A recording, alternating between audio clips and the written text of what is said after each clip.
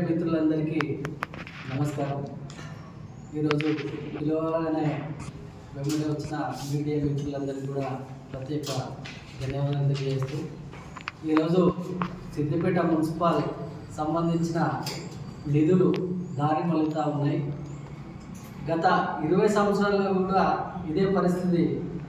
ఏదో రకంగా ఏదో బడ్జెట్లో మున్సిపల్ నుంచి మరి నిధులు కేటాయించడం, ఆ కేటాయించిన నిధులు అప్పనంగా వాళ్ళు చైర్మన్ సంబంధించి వ్యవహారం అంతా నడపడం, ఈ తదనంగం జరుగుతూనే ఉంది.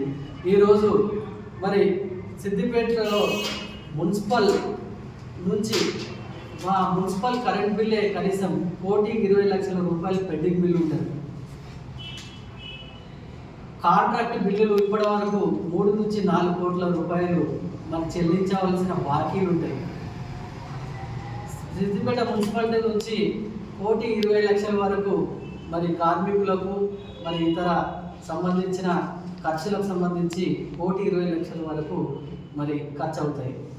ఇవన్నీ ఇలా ఉండగా మరి సిద్దిపేట పట్టణంలో ప్రజలకు అందుబాటులో ఉండాల్సినవి మున్సిపల్ తరఫున రోడ్లు, మోరీలు, స్ట్రీట్ లైట్లు ఇవన్నీ ఉంటేనే మరి సిద్దిపేట ప్రజల సమస్యలు తీరుతాయి. అలాంటివన్నీ పక్కన పెట్టి సిద్దిపేట మున్సిపాలిటీ నుండి ప్రతి నెల కూడా ఏదో రకంగా సంఘాల పేరిట, గుళ్ళ పేరిట మరి మున్సిపల్ సంబంధించిన జనరల్ ఫండ్లకి వెళ్ళి డబ్బులు తీయడం అనేది చాలా దురదృష్టకరం. అసలు మున్సిపల్ సంబంధించిన డబ్బులు కేవలం ఎవరైతే ట్యాక్స్ పేయర్స్ ఉంటారో, మున్సిపల్లో ఎవరైతే ఉంటారో 43 వార్డులలో వాళ్ళ కనీస అవసరాల కోసం ఈరోజు వారికి మనం అందుబాటులో ఉంటూ వాళ్ళకి ఖర్చు చేసే నిధులను మరి సంఘాల పేరిట మరి వేరే పేరిట వాళ్ళ ఎలక్షన్ సంబంధించిన స్టంట్లో భాగంగా డబ్బులను దారి మళ్లిస్తున్నాం. మరి ఈరోజు చూసినట్లయితే మరి మీరు మా మున్సిపల్ ఏజెండాలో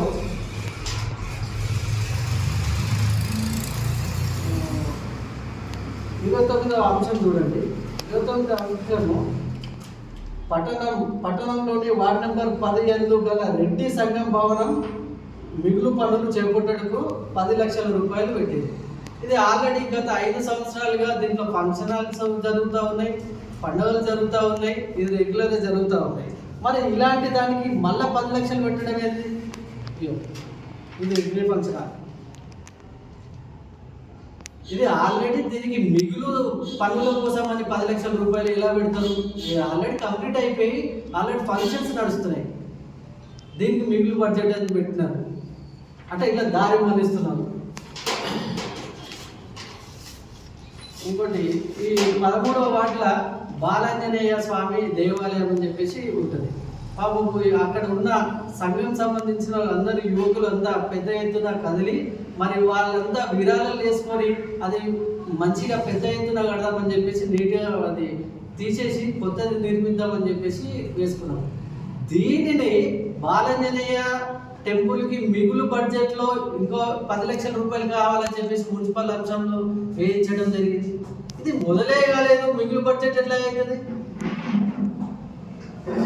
మీరు డబ్బులు సంఘాలకి ఇవ్వడం, లేదంటే టెంపుల్కి ఇవ్వడం, లేదా మసీదులకు ఇవ్వడం, చర్చిలకు ఇవ్వడం తప్పు లేదు. కానీ మా మున్సిపల్ సంబంధించిన జనరల్ ఫండ్లకి వెళ్ళి మీరు ఎట్లా తీస్తారో అని చెప్పేసి నేను అడుగుతా ఉన్నా. మీ పర్సనల్ ఇవ్వండి, లేదా మీకు వచ్చే మీ ఫండింగ్లోకి ఇవ్వండి, కానీ మున్సిపల్ ఫండింగ్లో ఎట్లా ఇస్తారు? అంటే లక్షల రూపాయలు ట్యాక్స్ పేర్లు చేసిన వాళ్ళు రోడ్లు లేక, మోరీలు లేక, మరి చాలా ఇబ్బందులు, స్ట్రీట్ లైట్లు లేక, కొన్ని వాటిలలో స్తంభాలు లేక ఇబ్బంది పడుతున్నారు. అదే కాకుండా 12వ వార్డుల ఒక పెద్ద మనిషి తన వ్యవసాయం సంబంధించిన వ్యవసాయ భూమిలో రోడ్లు వేసుకున్నాడు మున్సిపల్. ఇది మున్సిపల్ ఫండింగ్. 43 వార్డులలో ఈరోజు మోరీలు లేక, రోడ్లు లేక ఇబ్బంది పడుతున్న అనేక కాలనీలు ఉన్నాయి. అలాంటిది మీకు క్లియర్ కనబడుతుందా?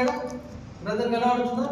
ఇది వ్యవసాయం సంబంధించిన దీంట్లో రోడ్లు ఏ విధంగా వేస్తారు అంటే మీ జాగిరా వచ్చినాక 12వ వార్డు 12 12వ వార్డులో చేసింది. అంటే ఇట్లా ఏ రకంగా చేస్తారు ఇట్లా? అంటే అడిగేటోడు లేడు కాబట్టి మీ ఇష్టం వచ్చినట్టు మీ ఇష్టానుసారంగా చేస్తారా? మీకు సంఘాలకు ఇచ్చుకోండి, దేవాలయాలకు ఇచ్చుకోండి, తప్పు లేదా? మీ సొంత నిధులకు ఇచ్చుకోండి, లేదంటే మీ ఫండింగ్లకు ఇచ్చుకోండి. మున్సిపాలిటీలకి ఏ విధంగా యాడ్ చేస్తారు మీరు?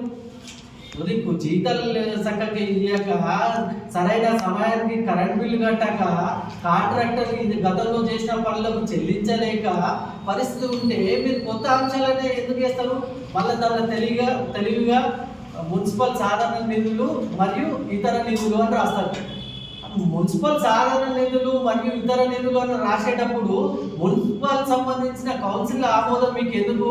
ఇతర నిధులు అయితే అంటే డైవర్ట్ చేయడం. ఎవరైనా అడిగితే సార్ అక్కడ ఇతర నిధులను కూడా రాశాం కదా అని. అంటే కంప్లీట్గా మున్సిపల్ చైర్మన్ ఏదైతే ఉన్నారో ఈ మున్సిపల్ చైర్మన్తో మున్సిపల్ కమిషనర్ కుమ్మకై ఆ ఇద్దరు కలిసి ఈ ఆడుతున్న గేమ్. ఓవైపు ఆయన మా కాంగ్రెస్ పార్టీ సంబంధించిన శ్రీధర్ బాబు మనిషి అని చెప్పుకుంటూ చెలామణి అవుతూ ఇటు కంప్లీట్గా టీఆర్ఎస్ వాళ్ళకు కొత్త పలుకుతూ టీఆర్ఎస్ సంబంధించిన ఏ విషయాలు ఉన్నా అతనే అంశాలు గురించి అతనే మళ్ళీ ఇటు నేను అటు చేయకుండా ఇటు గవర్నమెంట్ చేస్తున్నా సపోర్ట్ చేస్తున్నా అని చెప్పుకుంటూ పూర్తి స్థాయిలో ఈరోజు మున్సిపల్ ఎవరైతే చైర్మన్ ఉన్నారో ఆ చైర్మన్తో కుమ్మకై ఈ లక్షల రూపాయల కోట్ల రూపాయల సైడ్ ట్రాక్ చేస్తున్నాం.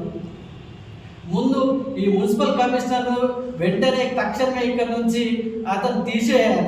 తక్షణమే దయచేసి మన రేవంత్ రెడ్డి ప్రభుత్వం, మన రేవంత్ అన్న గారు సీఎం గారు దయచేసి సిద్దిపేటలో మరో జెండా కాంగ్రెస్ జెండా ఎగరవేయాలంటే తక్షణమే ఈ 43 వార్డులకు సంబంధించిన సిద్దిపేట టౌన్ చాలా పెద్దది.